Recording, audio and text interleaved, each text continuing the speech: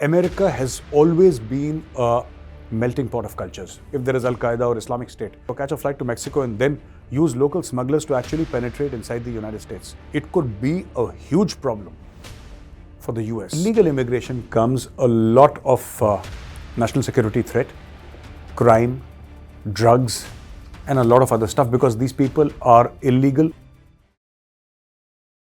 Jai Hind friends, I'm Major Gaurav Arya and you're watching the CHANAKYA Dialogues English. Like this video, subscribe to our channel and don't forget to press the bell icon. Recently in the United States, as the election season is getting heated up and as Donald Trump is winning, one matter which is extremely close to the American people is that of immigration, legal and illegal both.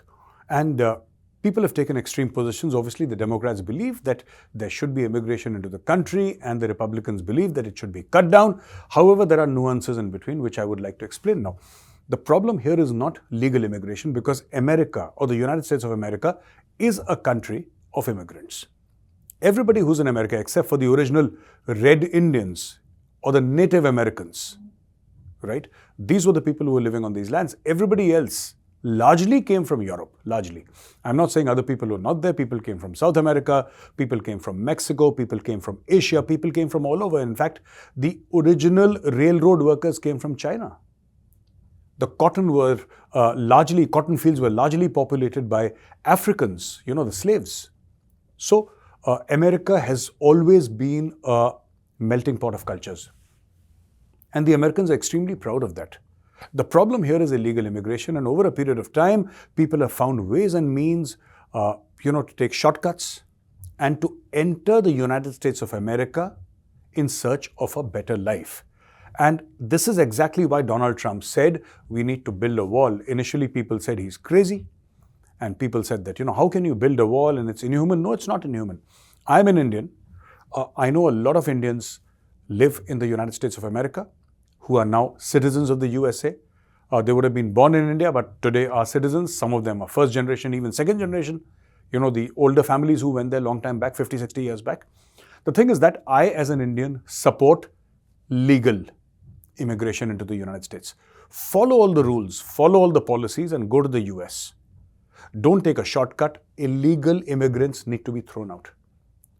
And America, and any country for that matter, even India, we have a very serious problem of illegal immigration and in India. And I would like to state for the record my point of view that, if you have a great education and great qualifications, you're going to invest something in the United States. And if America welcomes you with open arms, you're more than welcome to go. And I support travel anywhere and settling down anywhere and taking the citizenship of any country in the world, whichever you like.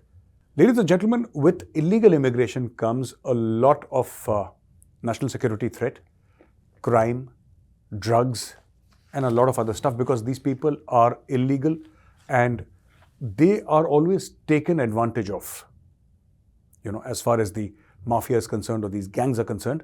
And number two, a lot of people, let's say, take India's case now. A lot of people, they have lied their way into the United States. They've said that, we are discriminated against in India and there is a political witch hunt against us. Nothing of that sort exists in India.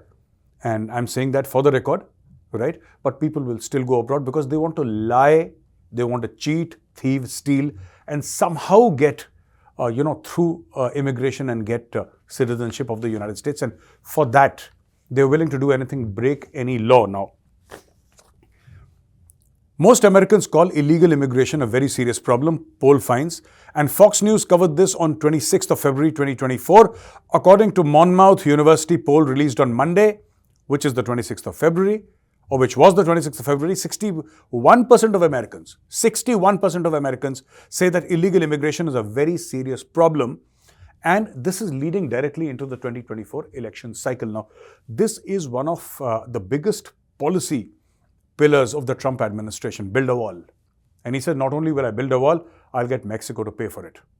Bluster maybe, getting Mexico to pay for it bit or that part, but building a wall is not such a bad idea. It's not such a bad idea because illegal immigrants, they will come in their millions. Today, more than 10%. I'm going to read out some data here. And I was surprised that almost more than 10%, not almost, but more than 10% of America's population is illegal or consisting of immigrants of various kinds. According to the, okay, before I go into that, a majority of Americans now support building the wall. So these guys who are calling Trump mad today say, hey, I think Trump was right and I think we need to build a wall. This is what Trump said many years back. Pew Research Center, very famous, the Pew Research, highlighted that there were 44.8 million immigrants living in the US, which means that I think they are referring to first-generation immigrants, which means that more than 10% of America's population is immigrants. As of June 2023, Federation of American Immigration Reform, FAIR, estimates that approximately 16.8 million illegals reside inside the United States. 16.8 million. For Indians who do not understand millions, 16.8 million is like 1 crore 68 lakhs, give or take. So I'm just putting it out there for the Indians. 1 crore 68 lakhs illegal immigrants into the United States of America. Legal, more than 10% of the population at 44.8. So this is an astounding figure. I mean, America, with the biggest defense budget in the world, with well-funded security and law enforcement agencies, should have had better procedures put into place. It seems anybody can walk into America and just look at the quantum of threat. Let's say if there are terrorists, maybe Al-Qaeda, heaven forbid, if there is Al-Qaeda or Islamic State, and they just go to Mexico, catch a flight to Mexico, and then use local smugglers to actually penetrate inside the United States or go inside the United States, it could be a huge problem for the US. Nobody wants, nobody at all. I'm not an American citizen, and I'm the last person in the world who wants another 9/11. But unless you build that wall, unless you put more money into securing your borders, America, you're opening yourself up for terror strikes. Just catch a flight from somewhere, from Turkey or one of these places. Catch a flight from Turkey, go directly to Mexico City. From there, catch hold of human smugglers. Or drug smugglers, there are many of them who do this for money, pay them the money and enter the United States and get lost. Get lost somewhere in the crowd and nobody will be able to find you. Plan and plot your stuff, whatever you come there to do. So not every immigrant who's entering the United States is doing so for economic reasons. Some people could have other, aspirations or other aims that they wish to fulfill. Now, as per Cato Institute in 2018, an estimate 83,698 illegal immigrants and 71,472 legal immigrants were incarcerated. So which means that more than 150,000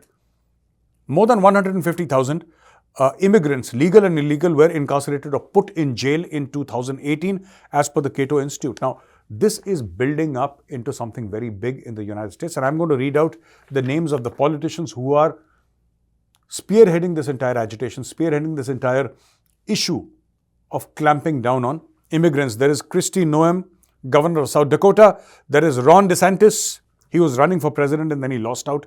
He withdrew. Ron DeSantis, governor of Florida. Greg Abbott, governor of Texas. Chip Roy, U.S. representative from Texas. Marjorie Taylor Greene, U.S. representative from Georgia. And Donald Trump, former president. You all know Donald Trump. Patrick Murray, director of the independent Monmouth University Polling Institute, has said, polling found this to be President Biden's weakest policy area. I repeat, polling found that this was President Biden's weakest policy area, including among his fellow Democrats. And so, as I said, just 26% of the Americans, ladies and gentlemen, actually favor Joe Biden's handling of the matter. And now we have recent crimes. Now, while this may be a one-off, and this is not to say that American citizens don't commit crimes, of course they do, but whenever an illegal immigrant commits a crime, or an immigrant commits a crime, somebody who's just come in, then it receives more media coverage because there is that feeling that, hey, this could have been avoided and somehow we let this guy slip through. So here is some of the recent crimes committed by immigrants. We have Salvadoran illegal immigrant arrested in connection to Maryland murder of 2-year-old boy, and then a Venezuelan illegal immigrant charged with sexual assault against 14-year-old in Virginia. And so many other crimes, Border Patrol arresting multiple illegal immigrants with drug cartel connections, child sex assault convictions. This is Fox News, February 25th, 2024, very recent. And US Customs and Border Protection, CBP, says Border Patrol agents arrested more than a dozen immigrants after they entered the US illegally through the El Paso sector. Right. And here we have countries which are taking very strict action against immigrants. And I'm unhappy that India's name is not here. We need to throw out all illegal immigrants, people who come to India without documents, people who just appear here, and then, all these left liberals say that kagaz nahi dikhayenge, all that nonsense. This needs to stop. It's a national security threat. So Austria, it's enhancing border surveillance. Italy's leading efforts with the UK against illegal migration. Britain collaborating with Italy on migration control, as I mentioned. Ireland focusing on entry control. You have the Netherlands concerned about irregular arrivals. Denmark implementing fines, imprisonment for illegal entry. France enforcing penalties for illegal entry, re-entry. France was burnt almost to the ground last year by illegal immigrants. They just, thankless bunch of them, they just burnt France because they could. Germany applying laws against illegal entry with asylum considerations.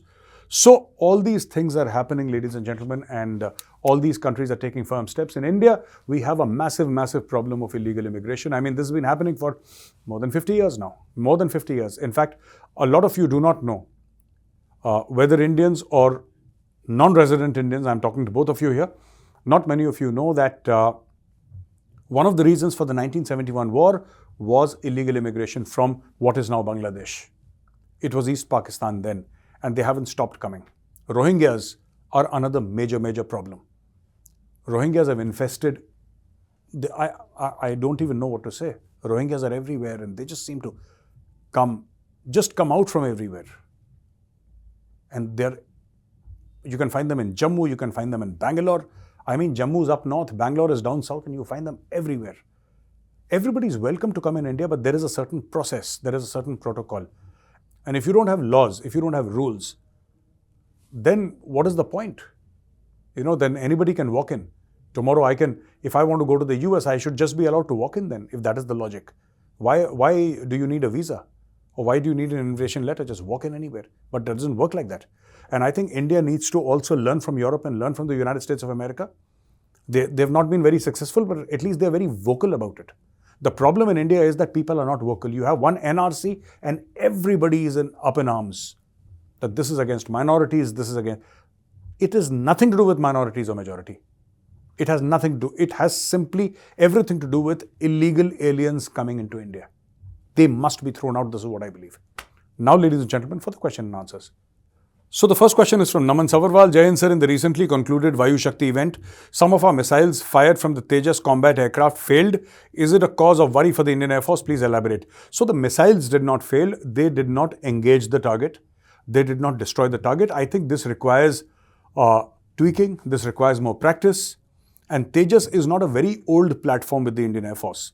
So it will take time, which is why you need these, real life scenario exercises. And it's all a question of practice and, hit and trial, and they'll be successful. Nothing major to worry about. I won't worry if I were you. Parth. Namaste, Gaurav ji. Namaste, Parth ji. My question is, Government of India's decision to get similar aircraft and equipment as some in West Asia and ASEAN region suggests a possible new joint bases in other nations. What do the US, UK do in Diego Garcia, Jai Hind? See, I don't know about joint bases because this is not being discussed. But independent bases, definitely. And you need to have weaponry. Like for example, if India is part of Quad. Okay, now India has said that Quad will not become a treaty and India has not weaponized or allowed for the weaponization of Quad. But if tomorrow the Quad countries go to war against China, you must have equipment that talks to each other, that is complementary to each other. That much I agree. And as far as bases are concerned, co-bases are not something that India is looking at. I'm not aware of that, and I don't think India will look at, a co-located bases with, let's say, some other country. But yes, India is definitely looking at bases abroad.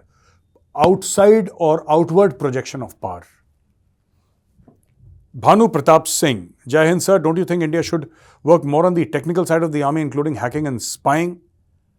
No, hacking and spying has been going on for a long time. As spying, I imagine that is what MI does. Military intelligence and hacking and everything is proportionate. What is happening? They know what these guys see. I'll tell you what. These generals in the army, the senior officers and all, they know what is required. So this is not out of a James Bond movie that, you should have a pen which fires a bullet or something like that, spying like typically in the movies. No. What happens is that they know what is required, and let's say the chief of the army staff or the army commanders and the corps commanders, they have a clear view of what the nation requires. They have an extremely clear view. They're very seasoned, experienced professionals, and they're doing for the country what they deem to be the best for the country. So I would not like to go into specifics, but rest assured, the armed forces are in extremely safe, extremely professional and extremely good hands. Thank you for watching this video, ladies and gentlemen. If you like this video, press the like button, subscribe to our channel, and don't forget to press the bell icon. Jai Hind, Vande Mataram, Bharat Mata Ki Jai.